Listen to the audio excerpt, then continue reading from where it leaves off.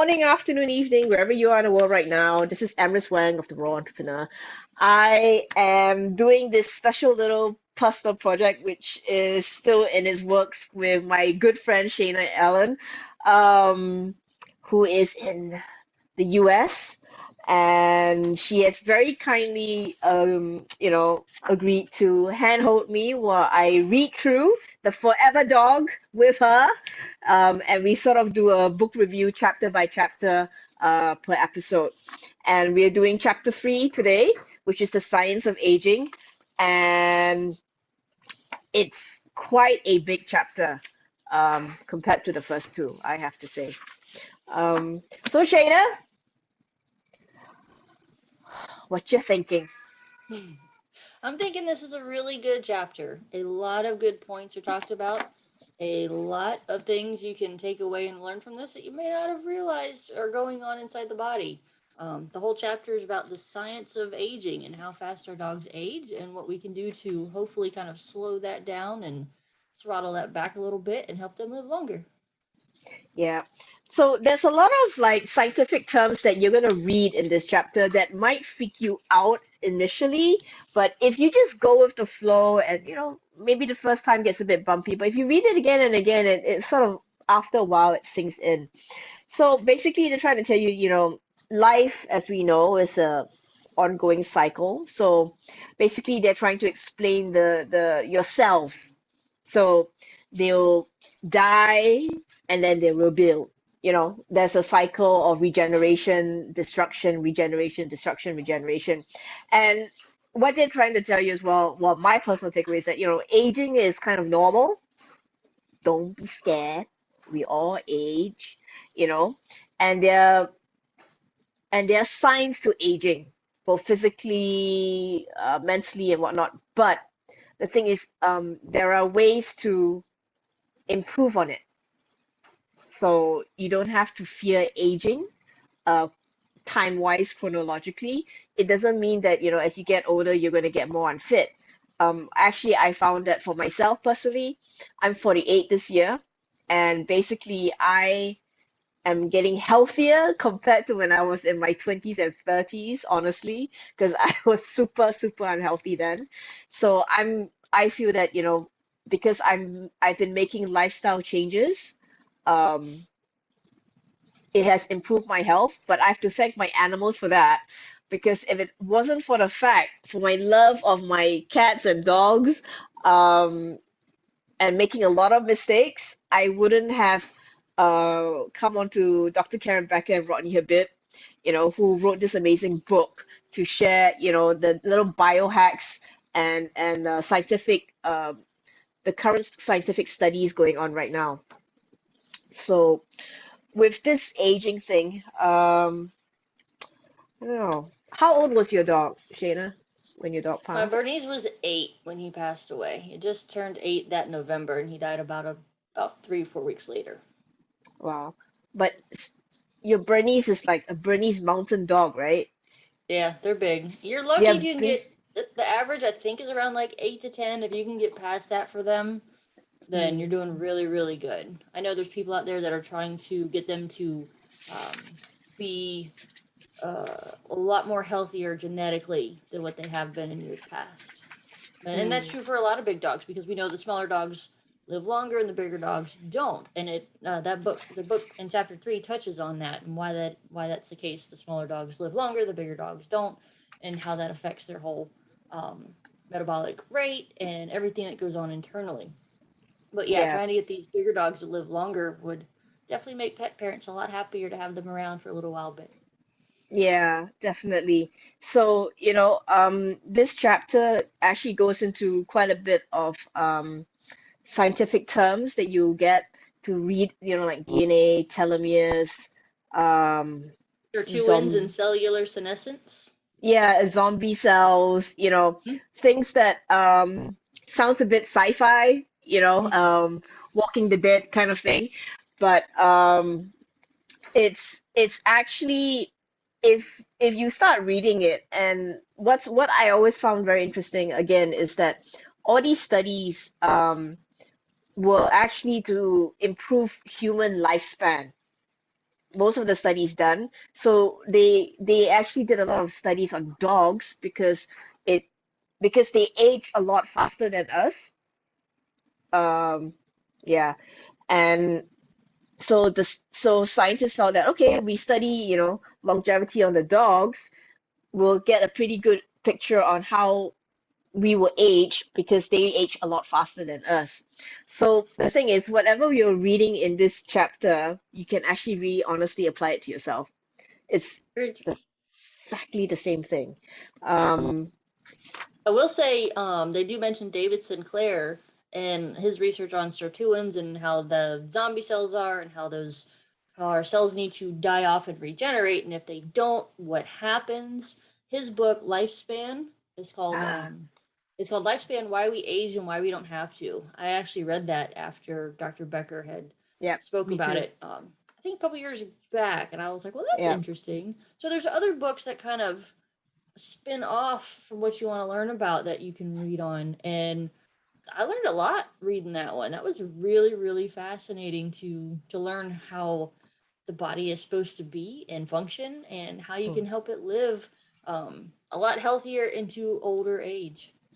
Yeah, I think one of the things that I sort of it hit me was maybe not so I can't remember if it's really in this chapter that was mentioned, but because I just watched the Inside Scoop as well, just like this weekend, right? And we were talking about how intermittent fasting or time restricted eating, right? And why that's important. And one of the things is our bodies, when you're digesting, you're not giving your body a chance to renew its immune system, to regenerate the immune, to heal, recover your immune system.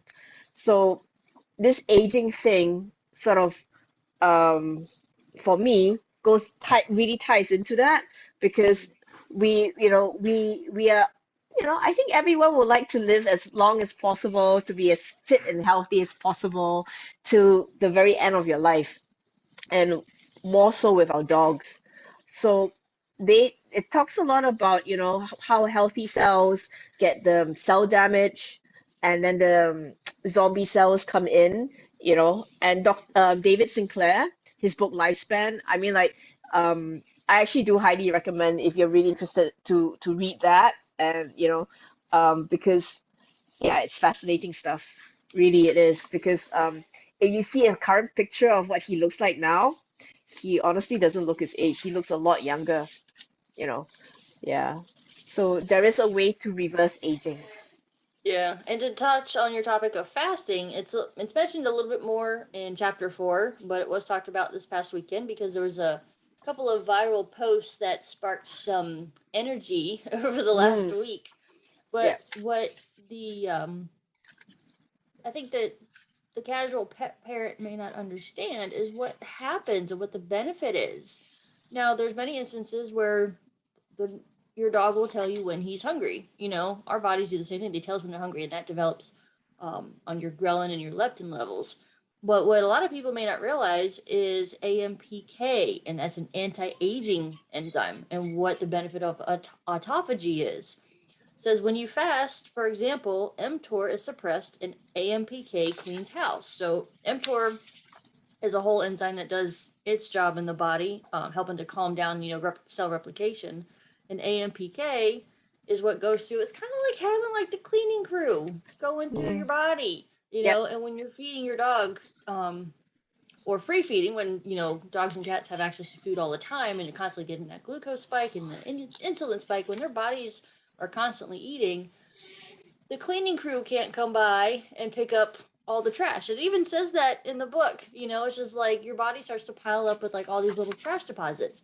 It'd be like the garbage man never coming down in your street to pick up the trash as they do Yeah. once a week in the neighborhoods. Like if you just keep throwing stuff out there, you're wasted food into the street and the garbage man never comes by because you're just having a constant party, then how is everything going to get cleaned up? So the body needs that break of fasting. It doesn't have to be for a terribly long time. It can just be from 7 o'clock at night until 9 o'clock in the morning. That's actually pretty simple to do without even thinking about it.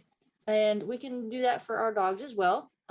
Healthy dogs, not for puppies, not for sick dogs. Sick dogs are on medication, have their requirements too. But for the average healthy dog, you want those health benefits, and learning what AMPK does and what autophagy is and what mTOR is and how to get rid of those zombie cells that you don't want camping out in the body. Yeah, definitely. So, this thing I actually do highly recommend, like for, like pet parents who want to learn and understand more about the aging process. It might sound a bit off-putting initially, but Rodney has done some really good podcast video lives that you can actually look at Planet Paws and stuff. Just Google them, or become a member of the Inside Scoop, because they have tons of in-depth, like good stuff in there if you really want to dive deep. Um, but basically, like, this chapter is really, educating you on what is aging and the different stages of aging, how it happens with the cells in the body, and basically, yeah, things shut down after a while. You have a good run, and then the machine, starts to break down eventually. So, the signs of aging are usually, the diseases that we get, um, from, I don't know, cancer, kidney disease, all these autoimmune disease, dementia. Doggy dementia is actually pretty similar to human dementia or Alzheimer's. So they talk about, how all these things come about. And yeah, it's like I'm so tempted to read a lot of the chapter, but I'm like, it's like I actually want the listeners to actually also read it to get a feel for it. Yeah, Um, it takes a bit. You might have to read a couple of pages or paragraphs again to let that kind of sink in, or let it meld, and then go back and read it again just yeah, to understand it. If you haven't done a dive or the rabbit hole into some of these, yeah. deeper, more detailed topics. Yeah, and they actually cite a lot of the studies in this chapter as well, and they bring up, people who have studied all this, from little dogs to big dogs, why certain things happen. And yeah, I don't know. What else do you think? Hormonal changes is also one of the things that no, you mentioned size, big dogs, small dogs, and age and weight, in terms of aging. The other thing is something that is near and dear to my heart as a rescuer: sterilization, neutering, and spaying. So, there's this huge debate with certain circles on when and if you should sterilize your dog. And this is something, to be honest, in Singapore, not this, no one really talks about, because we accept that, okay, stray dogs have to be sterilized. So, like, my mongrel, she was sterilized, but when she came to me at 7 months for her home trial, she was already on her first heat cycle. So I didn't sterilize her till a little bit later, I think towards the almost her first year, then I sterilized her, because the vet said, like, oh, you have to wait, for a few months after that, kind of thing. So yeah, as a rescuer, and some of the adoptions over here in Singapore, I'm not so sure about in the US, but if you adopt, like, say, a stray dog, they actually want you to make sure that your dog's sterilized, Yeah. um, to prevent, accidental pregnancies, because we do have a problem here of overpopulation, because there's a high rate of abandonment. And like the breed, the so-called dogs that are bred, the purebred dogs that people buy from breeders here, either, I don't know, professionally or not professionally. Sometimes I think the ethics of breeding here is quite low. So the quality of the dogs that come out might not be so healthy genetically as well, you know. Um, but yeah, spaying and neutering um, is something that is hotly debated, and how you should, spay and neuter. So in this book, Dr. Becker actually talks about how you can do it without removing their hormonal, um, whatchamacallit, The hormones. the Yeah. hormonal parts of, when you sterilize them, you leave the hormones intact so that they can still grow naturally, you know. Um, because one thing I have noticed here is a lot of the rescue dogs, stray dogs, they are neutered really, really young, usually about maybe 4 months, some of them, and they grow up with a really strange body. Um, they have really long, skinny legs that look like Italian greyhounds, you know, very tall and skinny, and yeah, and there's a lot of pet parents always say, "Oh, I think my dog has Italian Greyhound genes in them because of the shape." And I'm like saying, well, actually, it could be because you sterilize your dog really young, so that means that the growth hormones kept growing like the bones, and they couldn't put a cap on.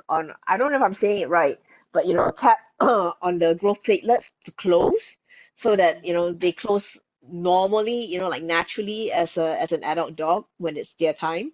But because we sterilize them too young, the hormones will remove, so they just kept growing and growing, growing, growing. But that actually will lead to certain health conditions with the bones later on, like hip dysplasia and stuff like that.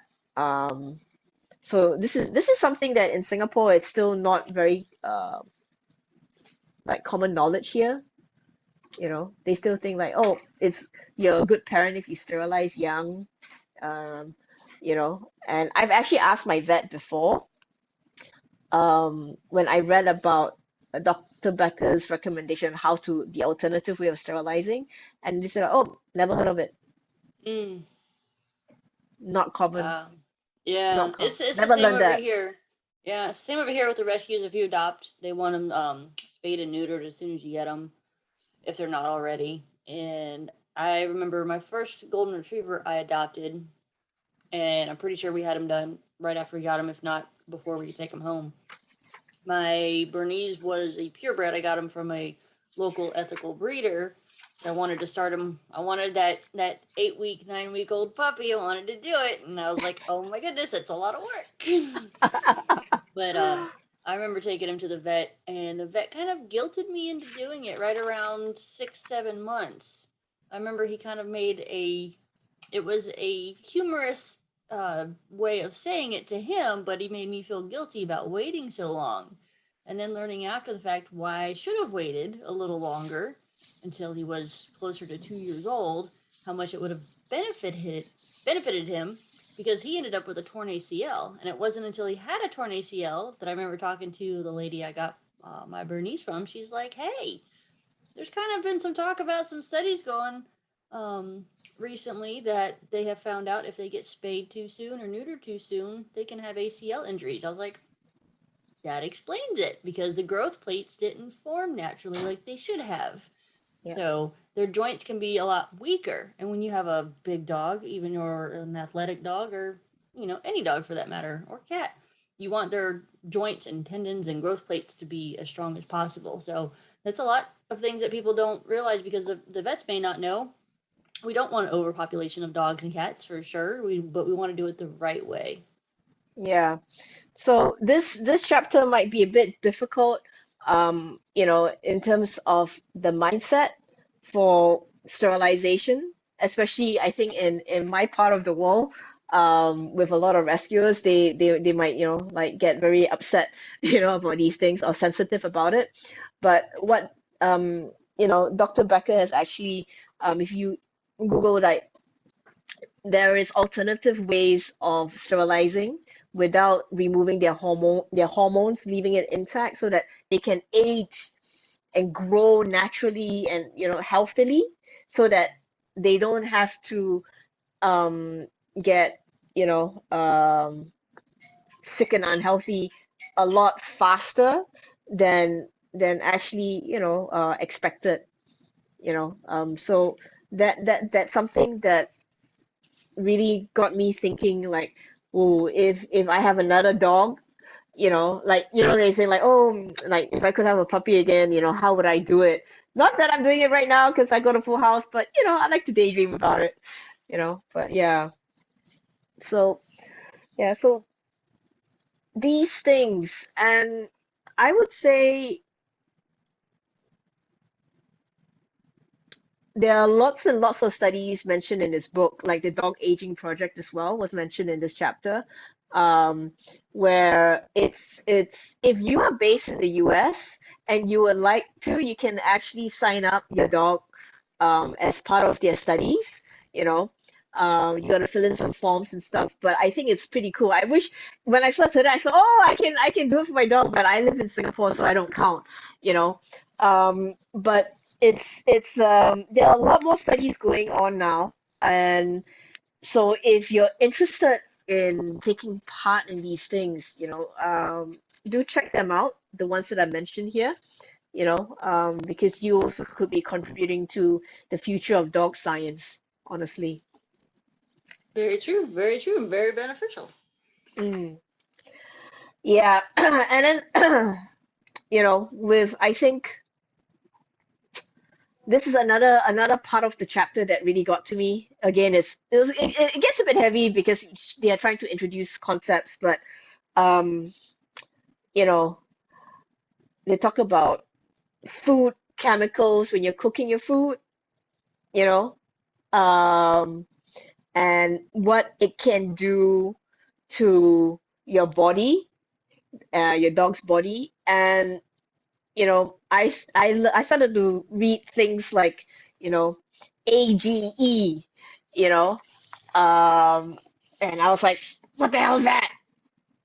You know, and what was it? IGF-1. Um, Yep, so there, and MRPs and ALEs and all yeah, the acronyms. There's so many yeah, to remember. yes, but there's this one term, the Maillard reaction. Depends how you pronounce it, but the Maillard reaction, and basically the MRPs is the Maillard reaction product. So it's basically when you cook something. Correct me if I'm wrong, Ashina. If you cook something, um, this it goes. You change the nature of the food, right? And when you cook it, it turns into what do you call it? Glycation. Glycation. Yeah. Yeah. Yep. Glycation occurs anytime there's heat with glucose and protein found together. It's a chemical reaction that occurs both inside and outside our bodies. Yeah. So, it's these things that start to open your mind a bit, especially if you're new to this, on how commercial pet food products could actually be contributing to your dog's poor health long term. Yeah. If you think about it, in the way processed food is made, processed pet food, and you get those little brown balls we've talked about, you've got sugar in there and you've got Mm, proteins in there, and then you heat it up. Guess what happens? You get glycation. So that's happening outside the body. And it says when glycation occurs in food processing, it's referred to the Maillard reaction, and the end result is Maillard reaction products. yeah. And there's a second type of MRPs that occurs when dietary fats are heated with protein, which results in lipid peroxidation. So Mm, those are called ALEs, advanced lipoxidation end products are ales. So there's many chemical processes that we are not told about, that we are very unaware of, that happen in food processing, and then that also happen in the body if you eat those same things, because our bodies are warm, and if you eat sugar and protein, you're going to have glycation happening on the inside. You heat it up during food processing with fats and sugars and proteins and everything, and you get a lot of chemical reactions going on that are contributing to aging faster. Yeah, and there's this acronym which they, when they talk about the AGEs and all that, and the glycation stuff, it's RAGE, RAGE. So it's like, yeah, it's something that as a pet parent, you will start to look at, what are you feeding your animal? And have you ever considered, how many times has your dog's food ingredient been cooked? Because the more cycles of cooking it goes through, the more AGEs, the more glycation is generated or produced. And this is something that really is a bad thing. Yeah, Too much is they reference a 2018 study out of the Netherlands that says they had found dogs consume up to 122 times the AGEs in their diets as humans do. And think about it. If kibble is cooked up to at least 4 times during processing, it's definitely going to replicate that AGE or that glycation process. And when that's all they eat all the time, they don't. If your dog is not getting as much fresh food as you are, and they're only eating ultra processed food, then yeah, that definitely can support the idea that they're getting 122 times the AGEs and aging faster, or having yeah, contribution to that. yeah. And we've been taught or brainwashed for the longest time that fat is a bad thing, or the Or that fat it, makes you fat, and it doesn't. yeah, so there's good fat and bad fats, right? So the thing is, you have to start actually understanding the difference and why is it good and um, why is it bad kind of thing. And that good fats is actually needed for both humans and animals to actually be healthy and smart and alert. You know, I remember when I was growing up, say like pork lard is bad. There's, don't take butter, take margarine. And the thing is, if you apply what you're reading here about the AGs and how many times it's processed, then you think like, ooh, actually margarine is processed and it's not really good, whereas natural fats like proper, organic or, natural cow butter or, pork, Avocados, coconut oil. avocado, yeah, these are good fats. And when you consume them, you're actually helping your body, which actually needs these fats to, maintain their immune system, their organs, the mental health, your skin and everything. Very important.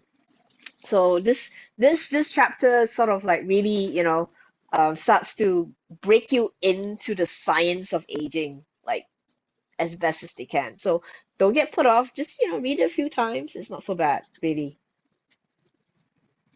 Um, And Let one me thing to see. know too, if the reader's not aware, is that the kibble companies, the processed food, pet food manufacturers, they're not required to test for those glycations or Mm, the glyphosate or the toxins or the ages or the ales. There's no testing required. So you're kind of, I would, I'd venture to say, going blind about how much AGEs and glycations happen in that food, because if they're not required to test for it, they're probably not going to, and you'll never know. So it's just yeah, one more thing to be aware of why it's important to add fresh food to the diet to reduce that load going into the body. The whole point of, feeding species appropriate and feeding fresh food is to get your dog to live longer, your cat to live longer, because when they consume all these ultra processed food with all these chemical reactions that are in them, that's causing, cellular senescence and zombie cells to be floating around, and your AMPK not functioning like it should. All those things play all these factors, and it's not to overwhelm, but it's just to help you understand what's going on so you can take the proper steps to yeah, yeah. help your body. Because, a lot of pet parents, we think that the government agency will protect and look out for the welfare of our animals, especially when it comes to the products that we use on them. But honestly, it's not law. It's not required to test for these things. and I would say there's a deep corruption going on with these, big pet food companies and government agencies, where I believe they know these things, but they don't want to talk about it. They don't want to highlight these things. So it's really up to you as the pet parent to realize how your pet food is manufactured. Because once you understand how your pet food is manufactured, you might seriously want to start rethinking what you're feeding your animal, to improve its pet health. Because at the end of the day, bringing your dog to the vet is an expensive visit most times. I mean, like for me, I know in the US they have insurance coverage for pet parents now. We have some in Singapore, but it's not really comprehensive, you know. And again, if well, I don't know, call me conspiracy theorist, but some of the policies where they actually advocate that they insist to qualify, you must have your annual vaccinations done to qualify for the insurance coverage. To me, it's like, oh, big no-no, for me, because now I know better, but I didn't before. So, these are things that, when you start like really finding out how things are done and organized and what regulations are actually, being enforced and created, yeah, you start to be a lot more aware of like, okay, you should take control of your dog's health Mhm. Yeah, it'll save you a lot of frustration and and energy heartache. in the long run and heartache. Yeah, the more you can do things ahead of the game and be proactive about their health. So, Yeah. most of us have been down that road. That's why we advocate. I always tell people, I'm like, I am trying to keep you from going through everything that I went through because it was not pleasant. And anybody who's been through it, you make your mistakes, you learn from them, and you try to do better the next time with the knowledge you gain. And Mhm. we just want to help prevent that type of heartache or constantly being at the vet for the body not functioning properly. It's a lot of time and energy and effort and heartache, and it can be frustrating and stressful when your dog or your cat is not healthy. So anything we can do to implement easy practices and understanding how the body works a little bit better definitely Yeah. saves you in the long run. Yeah, one thing here in this chapter is where they talk about food recalls, pet food recalls. And I mean, there's a table and stuff, and go and read it. But basically, what's interesting is a lot of the stuff that was recalled, it's really a lot of them were basically commercial processed food, from the kibbles, the treats to the canned food. So you have to ask yourself as a pet parent, why is that? You know, and again, it really goes back to how was your food prepared? How was your dog food prepared? Um, you know, one of the things that I think all pet parents like is giving dog treats. We love to give treats and stuff. And I remember my friend used to give me milk bones to give to dogs, right? Yeah, buy milk bones because it was like the thing, right? Um, but as I started to improve my knowledge on how pet food was made and how treats are made, what ingredients are put in, um, I sort of started to, actually t with some bit more convictions, like no, no, no milk bones for me, thank you, not for my dog. And do you know how they're made? If you don't, maybe you should. Here, I'll send you some links, Yeah. to find out what do they actually put inside these Yeah, things. and we have it. There's some national chain pet stores that are here. I've been in before when I had my dog, and in like the registers have like a little built-in treat container. Either there's a box of treats sitting on the counter, or there's like this little like hatch in the countertop to where you can see the milk bone style treats in there, and it's so the cashiers can offer a treat to your dog as you're at the checkout. And I remember Mm. getting asked, this was years ago when I knew that they weren't the best thing. I didn't totally know what was in them. I wasn't reading labels at the time, but I knew something wasn't quite right, and I knew I didn't want that for my dog. So there can be instances where you're offered a processed treat without even knowing it. And it might just be, one here or there. But the thing you got to realize, whether they're getting that treat at the counter at the pet store or even at the vet. I had to turn down vet techs who would offer, biscuit treats for my dog too. And I'd be like, no, that's just not for me. I politely turned it down. I didn't want that in the system for A, what was in it, B, because he had a sensitive stomach. You got to watch out for, different things your dogs get offered. But there's a theory that it's just a little bit here, it's just a little bit there, but those things add up over time, and that's what degrades the body. So that's a lot of things people don't think about is, it's just a little bit, it's just a little bit, it's just a little bit. But if they're eating all day long and then they're eating foods and treats that have these glycation processes that have happened in them that we don't know about quite yet or are unaware of, and then we wonder why our dog is aging faster or declining in health at an earlier age, we assume that just comes with age, because that's what we're told. Like, oh, well, you just get old. It just happens. Well, it just happens because of everything that happened over the course of your life. Every little bit thing all added up to get you to the end result of them, being in poor health by the time they're 8, 9, 10, 12. If you can get a long life out of them, then that's great. And some people do. They get really long lives, even with their dogs. I've seen lots of comments and stories from people that they're like, oh, I fed, XYZ kibble for, 18 years. My dog was fine. They could have had a very genetically predisposed, healthy dog. It's the luck of the draw. You can get really good genetics. So that's why the story is different for everybody. You can have those long-lived dogs that live on processed food and be fine. They happen to be blessed with great genetics. And not every dog is that lucky. So that's the thing to understand too, is every dog is different, and we got to treat each one. You take care of the dog that's in front of you, you feed the dog that's in front of you, and you try to do the best you can with the knowledge you have. Yeah. One thing about this chapter as well, it talks about how dog cakes or kibble was created. Shana, do you wanna talk about James Spratt briefly here, just to give people an idea? I don't know Because if I'm a that's fan of James Spratt. well, he was an electrician, right? Or He sales guy? was. He was Yeah. an electrician and a lightning rod salesman from Ohio. The whole reason we're in this boat is Yep. because of an electrician Yeah. from 1860. Like, dogs ate real food for the longest time, for thousands and thousands of years. But good old James Spratt came around, and I believe this story is told where he was on a boat or near a boat in England, and he saw dogs eating the hardtack off the boats that the sailors had threw over, and he was, light bulb moment went off for him. He's like, oh, dogs love this. So that's when he created the patented meat fibrine dog cake.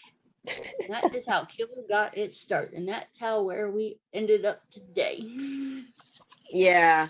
So, I mean, like, I don't think we'll go too much in it, but it's a good yarn, and it's really important, I think, for a lot of pet parents who don't know the story of how science diet came about, kibble and all that prescription diet.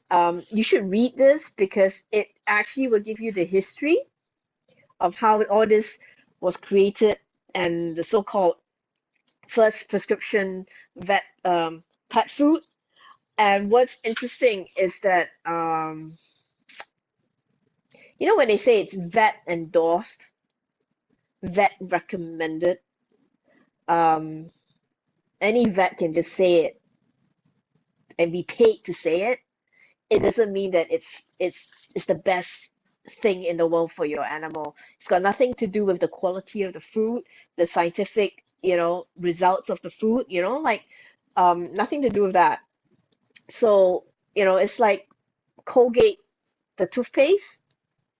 When dentists started to promote, like Colgate's the best, and that's how I got brainwashed into using Colgate when I was young, honestly. Yeah. Be you know, because You go the to the dentist dentist, and they're like, here's your toothpaste. They tell you on the commercials, 3 out of 4 dentists recommend it.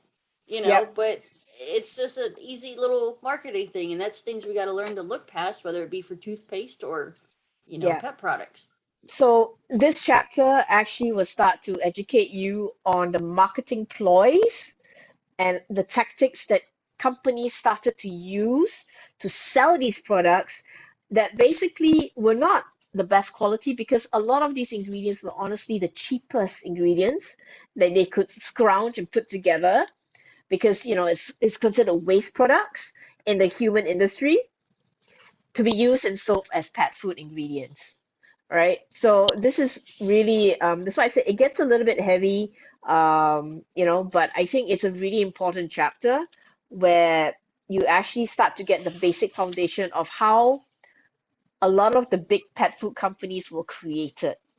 Because when you understand their history, you will see why they are doing what they're doing today. Because a lot of it's all basically profit. Yes. It is all for profit. Yeah, and there's even a graph in there that tells you who owns who and how much money they made. It talks about the annual revenue in 2019, and it'll blow your mind when you read how many billions Yeah, and billions of dollars that they made off of all the companies that they own. And yeah, even if they do have really great marketing, or even if they do say vet recommended, it's always worth reading those ingredient labels and not yeah. just trusting what's on the front of the bag. Yeah. When Rodney and Dr. Becker started to, advocate, like, start just read the ingredient list at the back of the can of the bag of food, that you're buying, and see how you feel. And when I started doing that, I started to get a headache because 99% of the words, the ingredients, I really didn't know what they were. Oh, I thought I did, but the more I read, I realized that, oh, the terminology that they are allowed to use is not equivalent to what it means to us in the human fresh food industry that we are used to, like, what's organic might not even be organic, what is, grass fed, grass finished. I mean, there's so many things that you as you learn more about these things, your mind gets blown away each time. I mean, there's so many limiting beliefs that get blown away page by page, line by line in this book, as you read it, because you just realize how deep the rabbit hole when it comes to pet food industry, what they do to produce, package, sell, market, to you, you know, um, how It's a ethical lot. it is. It's a lot to Yeah, take in. it's a lot to take in. So, yeah, this is a really important chapter, really. Mm. Well, we've mentioned about epigenetic switches before in the past, like our DNA, as you mentioned, like, your dog's DNA, the epigenetics, like what you do with the lifestyle, environment and stuff is also part of how you can trigger, how you can, either increase the aging process of your dog or not. Um, so DNA is important. We all know DNA is important. We're saying DNA is important, but there are ways to uh, improve your chances of a healthier lifespan. Even say if you are genetically predisposed to certain diseases, there are ways that you can avoid it. And and how you can change it. Yeah, prevent those switches from going up and down. You can actually do that. So Yeah, it's completely up to us to make the decisions for our dogs and what they eat, what goes into their body. And we talked about this in the last episode, the environmental changes, things that can harm their epigenetics. But food definitely plays a factor. What you're putting down in that bowl and what they're eating can decide in the body which genes it can kind of what they call them upregulate or downregulate. And mm, that goes with food. That goes into a little bit of intermittent fasting plays with that. A little bit of circadian rhythm plays in with that. There's several yes, factors, but yeah, sleep. yeah. Sleep is so important. Exercise, how active you are. And one of the things that in this book, as you're reading it, right, and some of the studies or some of the dogs that they talk about, the healthiest, longest lived dogs will all imagine as farm dogs, working dogs, who who only ate maybe once a day. Sometimes they didn't even eat for that day because they're just running, you know, in the farm. Yep. Yep, getting that Um, exercise, getting that outdoor time, getting, sometimes they're so active, especially if you got like a herding dog, a working mm, dog.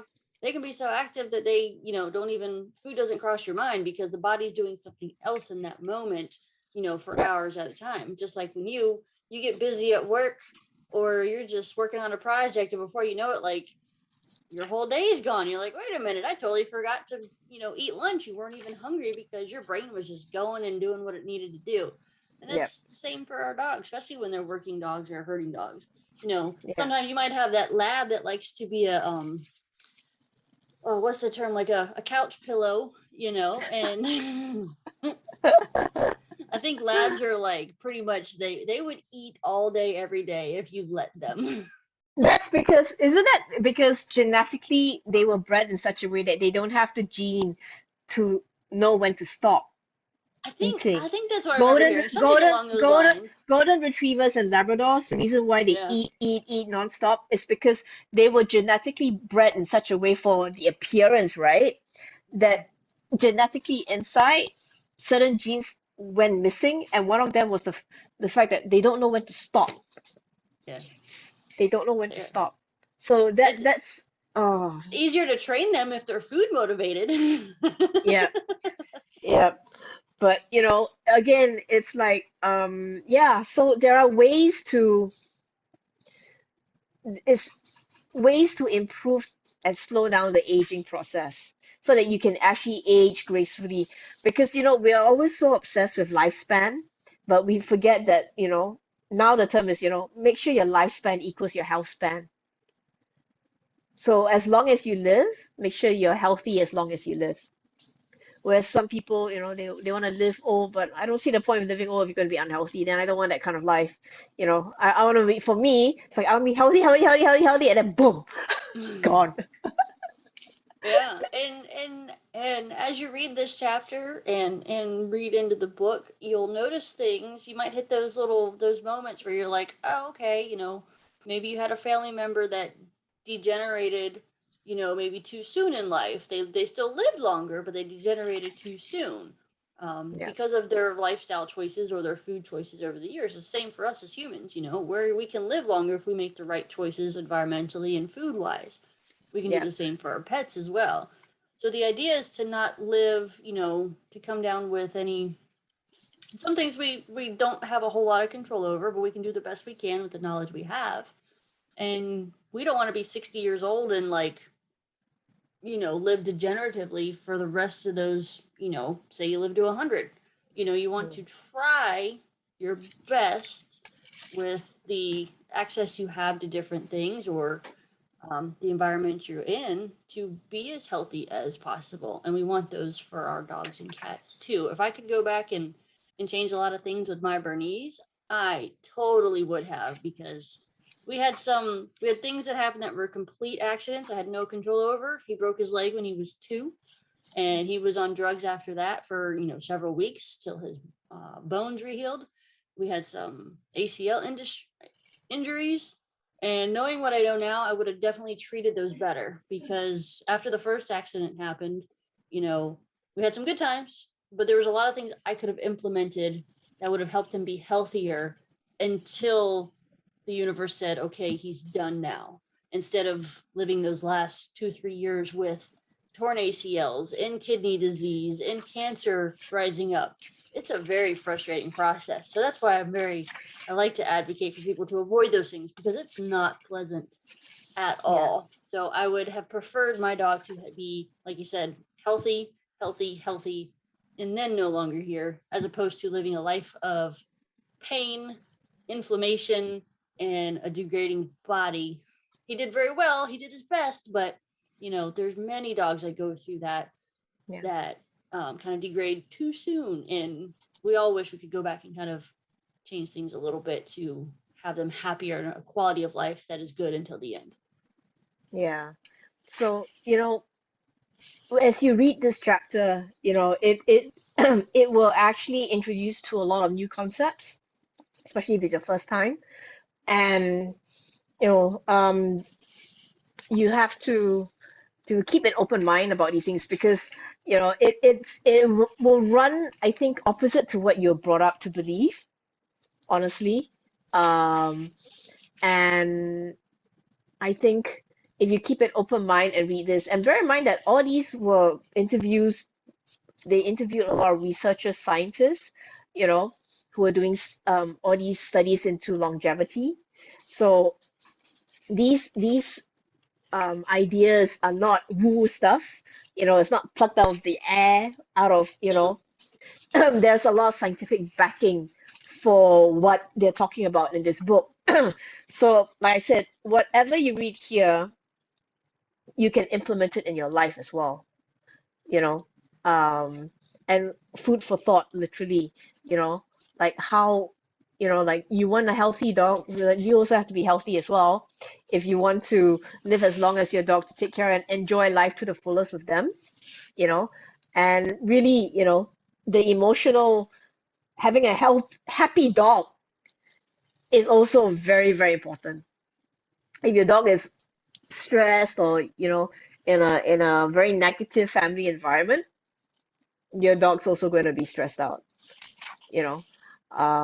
So these are things that, you know, uh, you know, like for me, I came from a dysfunctional family background, because my parents, so I always joke, like sometimes I think like, oh, my parents should not have gotten married, should not have children, honestly, you know. Um, but I thank them for doing it, because, I'm here now, and We I'm appreciate you're here. Yes, we do.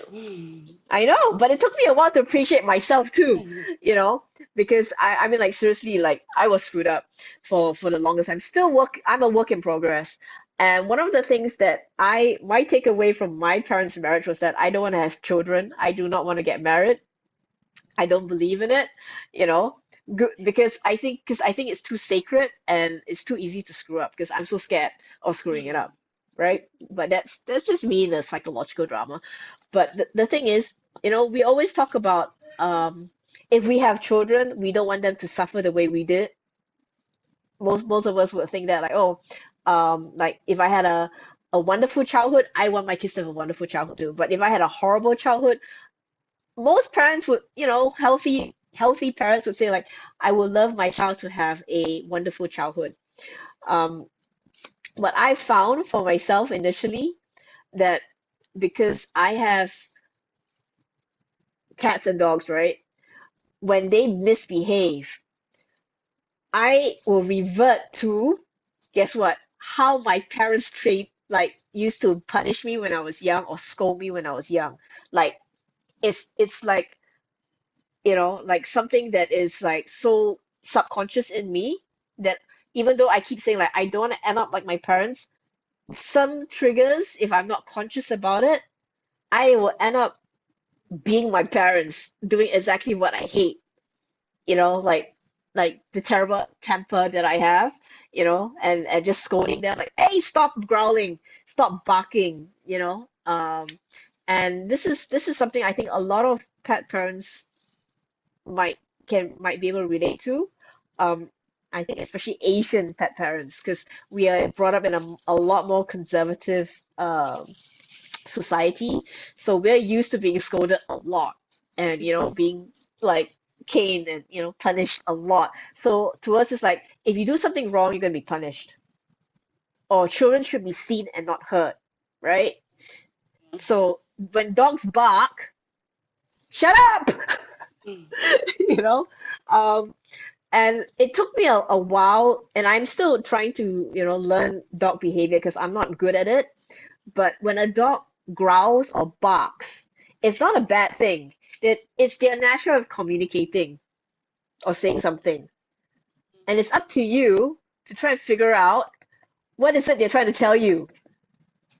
Because when we adopt animals, like a dog or cat, if we don't know what to expect or understand their behavior, when they come to your home the first time as a pet parent and you're not prepared, they'll be like, they might pee here, or shit there, because they don't know how to, they're not indoor domesticated toilet trained, they don't know how to read the human language, like how to live in a home for Yeah. humans.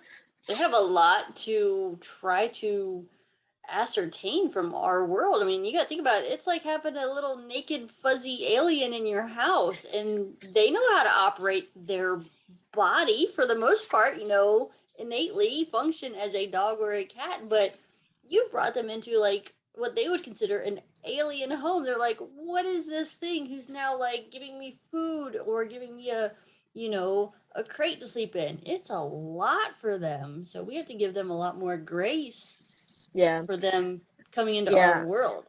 yeah, and we really have to make an effort. To me, I think like it's all pet parents' responsibility to actually understand basic dog behavior or what to expect when they come into our home, to be patient as they get used to living with us. You know, one of my friends, he told me the other day, like his dog growled at him, so he spanked him because he felt that the dog was challenging him. And Wow. and I was like, your dog's only 2 years old. He's an only child. Like, I'm like, I said, oh, your dog, I was like, might be trying to tell you something. I mean, like, what triggered the growling? I asked him, but he didn't answer me because he just, But really, the question you should be asking yourself is, if your dog is making a growling noise, what's triggering it? What's the situation? Because you have to understand why is it, and it's like learning a foreign language. You have to, there's intonations, there's, you know, different ways of growls as well. And like this is something that pet parents, dog parents should really make an effort to learn. Unfortunately, like I said, in Asia, if a dog growls, most of the time we will hit the dog to shut them up. You're disrespectful. Don't talk back, you know? Right. Yeah. And it's like, now that I know better, it's like, ooh, this is so fucked up. This is so fucked up. We are damaging our dog psychology by doing that, you know? So these are things that really, as a pet parent, if you understand what you're doing, when you stress out the dog that way, the dog gets stress. Stress is a trigger for, immune disease as well. And You know, inflammation as well, because you get stressed yeah, and you release that cortisol, and you have that cortisol released just constantly every few yeah. hours, every day, every situation that comes up, they're constantly on guard. That's going to contribute to early aging as well. Yeah.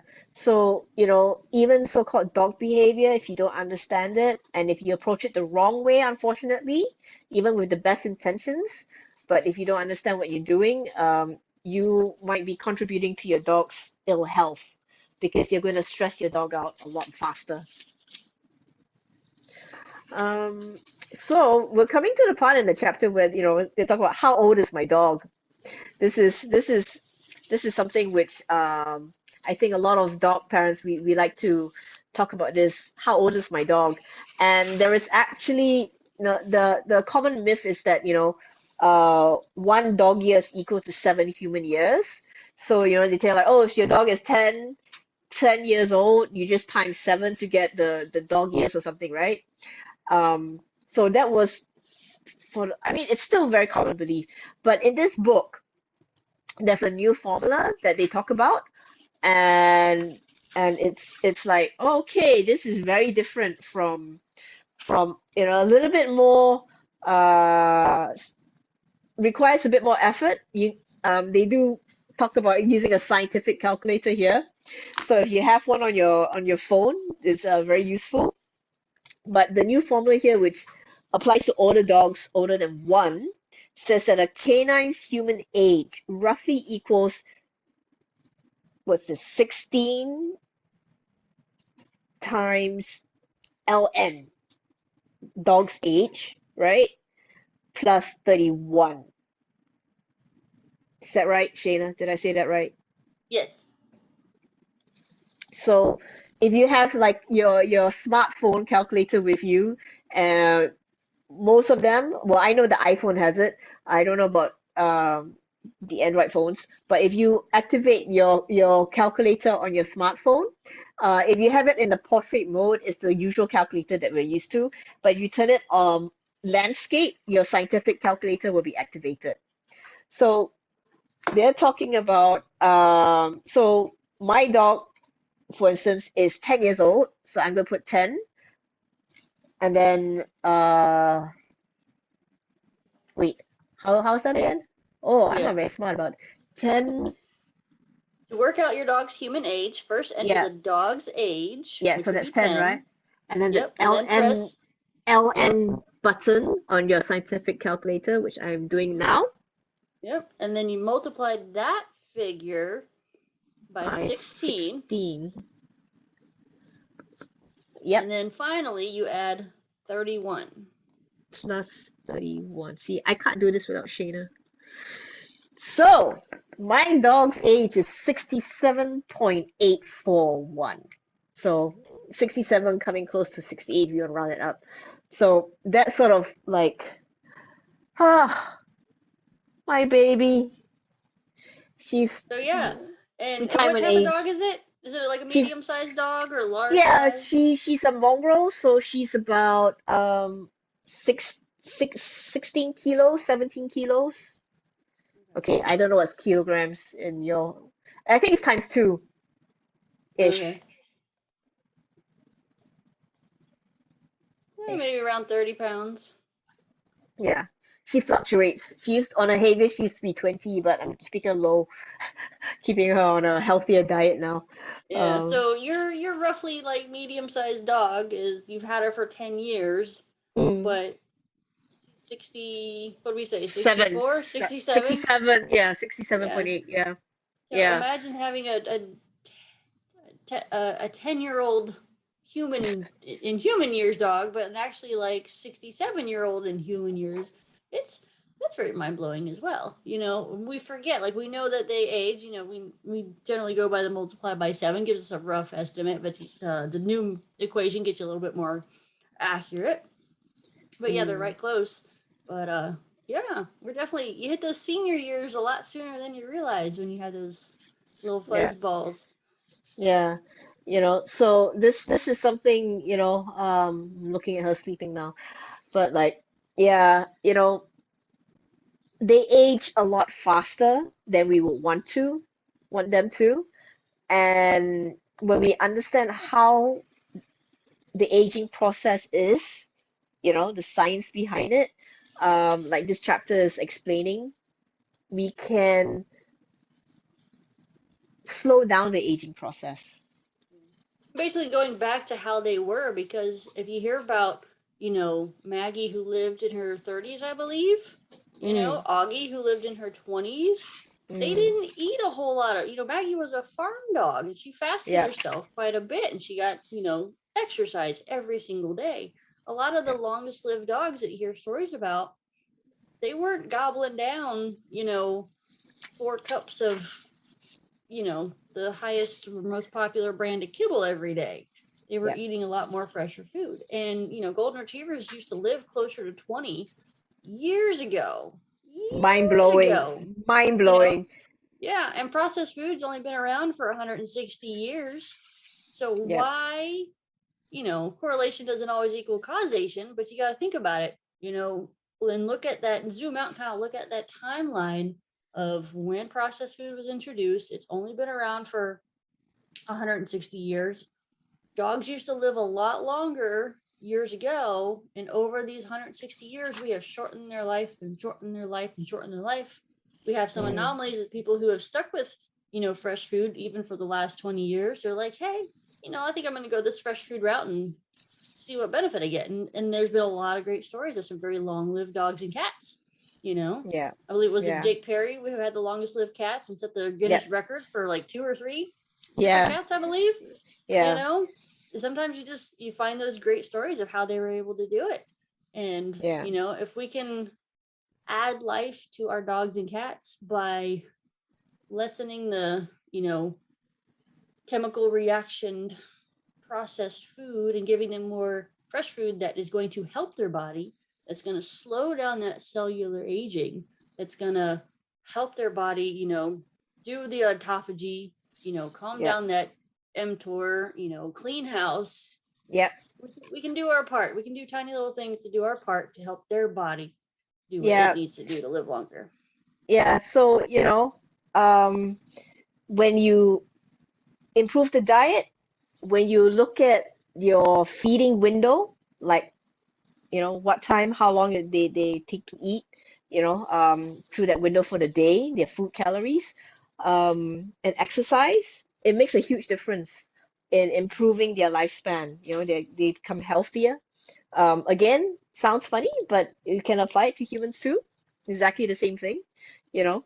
Um, so yeah, this is a heavy chapter for newbies, I think.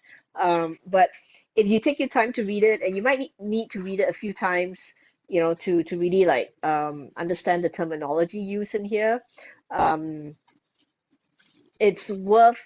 It's a really good, I think, foundation that they're building up for you to understand part two, three, of this book, you know. So I think, yeah, this is quite an intense chapter, but it's really, really important, I think, because it blows your mind with a lot of things to prepare your way. Yeah, Definitely. It's definitely some good reading material on that. yeah. So I would say, anything else you want to add, Shayna, before we close No, this? I think we covered quite a bit. Yeah, yeah. So, have a good read. And, like I said, all these are scientific studies. They have all this, they cite it. When you go to the Forever Dog website, they will always update the studies as well. And again, the book is printed on a certain date and time, but they will always be updating the studies on the website for these things. Okay, so next week will be part two, you know, and secrets from the world's oldest dogs, and chapter four, which is de-aging through diet. So we'll go into detail about that one next week again. So thank you, everyone, and yeah, thank you, Shayna, for holding my hand and helping me with the calculator. Thank you, and you're welcome. Wow, I'm so thankful and grateful that you took the time to listen to this podcast. It would mean the world to me if you could subscribe, download, rate, review, and share this with others whom you care about that may enjoy it as well. Thank you, and remember to be kind to yourself and others. Have a awesome day, everyone.